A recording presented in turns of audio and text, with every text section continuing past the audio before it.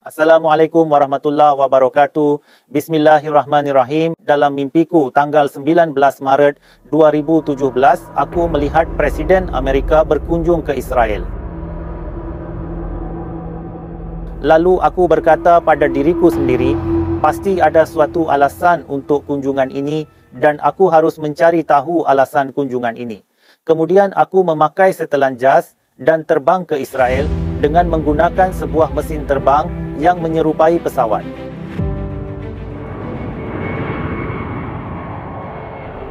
Presiden Amerika dan Perdana Menteri Israel berkumpul di sebuah gedung untuk bertemu. Lalu aku berkata, aku harus masuk ke dalam dan jika Allah menghendaki, maka tidak akan ada orang yang mengenaliku. Aku menyebut nama Allah dan masuk ke dalam. Tidak ada yang menghentikanku karena mereka mengira aku adalah bagian dari pertemuan tersebut dan aku adalah agen dari sebuah badan intelijen. Ada sebuah ruangan besar dalam gedung itu dan ada banyak orang di dalamnya. Aku hanya fokus memerhatikan Presiden Amerika dan Perdana Menteri Israel. Mereka berdua pergi ke sudut ruangan yang berdekatan dengan sebuah lemari. Aku mengikuti mereka dan melihat mereka duduk di sana dan mulai berbicara. Aku berkata, aku harus pergi lebih dekat untuk mendengarkan apa yang mereka bicarakan. Aku yakin mereka tidak akan mengenaliku karena belum ada sesiapa pun yang mengenalku. Aku berdiri berdekatan dengan mereka seolah-olah aku sedang mengurus pekerjaanku sendiri. Aku mendengar Perdana Menteri Israel berkata kepada Presiden Amerika, aku hampir menyelesaikan pembangunan kuil rahasia Dajjal dan setelah itu hanya nama Palestina yang akan tersisa dan kita akan memerintah seluruh Timur Tengah. Kemudian Presiden Amerika menjawab, tidak hanya Timur Tengah tapi kita akan menguasai seluruh dunia. Aku sangat terkejut mendengar rencana itu. Ternyata mereka telah membangun kuil Dajjal sementara aku tidak menyadarinya. Aku pun keluar dari sana dalam keadaan yang sangat cemas dan aku mulai menuju ke Palestina. Aku melihat tentara Israel menghancurkan rumah-rumah rakyat Palestina dan ibu-ibu melarikan diri dengan anak-anak mereka. Aku menjadi sedih melihat anak-anak kecil itu karena musibah besar yang menimpa mereka. Aku berkata, bagaimana mereka bisa bertahan dan siapa yang akan membantu mereka. Kemudian aku melihat mereka semua menuju ke gedung yang baru saja aku tinggalkan tadi.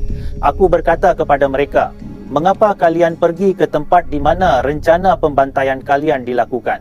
Seorang wanita berkata, kemana kami akan membawa anak-anak kami ini? Kami tidak punya pilihan yang lain. Mereka mungkin akan membunuh orang dewasa, tapi mereka mungkin akan melepaskan anak-anak kecil. Aku menjadi lebih sedih setelah mendengarkan ini. Aku berkata, orang Israel itu sangat menindas dan kejam, dan mereka telah membuat rencana untuk menghabisi semua orang.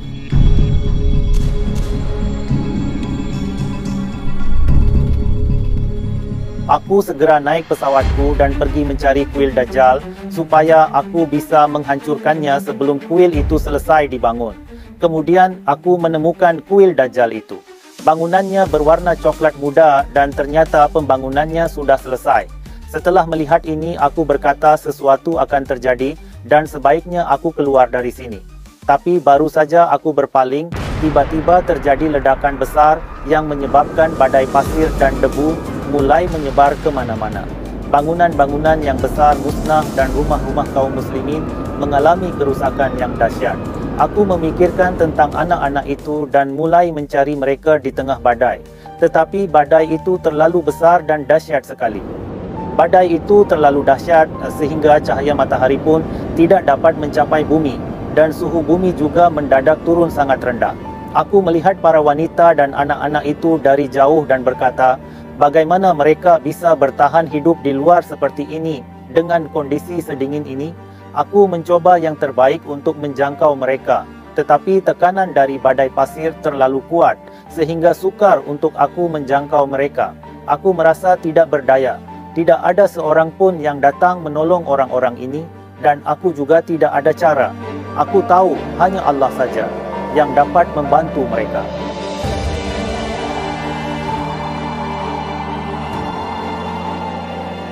Aku terus memperhatikan kerusakan yang ditimbulkan oleh badai pasir itu. dan aku memutuskan telah tiba saatnya untuk pergi.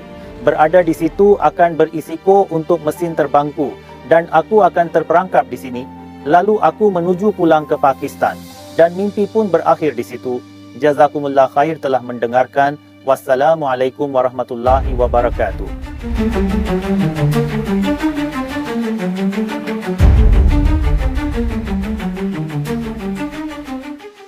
Ini adalah bukti bahawa mimpi ini telah aku publikasikan sejak 27 Desember 2017 dan anda bisa melihat sendiri bahawa dengan rahmat Allah mimpiku benar dan menjadi kenyataan. Sekarang dengarkanlah, dalam mimpiku telah dikatakan bahawa jika mimpi-mimpiku tentang Imran Khan menjadi kenyataan, yang mana mimpi-mimpi itu juga benar-benar telah menjadi kenyataan sebelumnya, maka mimpi-mimpiku yang lainnya yaitu tentang masa depan Islam dan juga Pakistan juga akan menjadi kenyataan.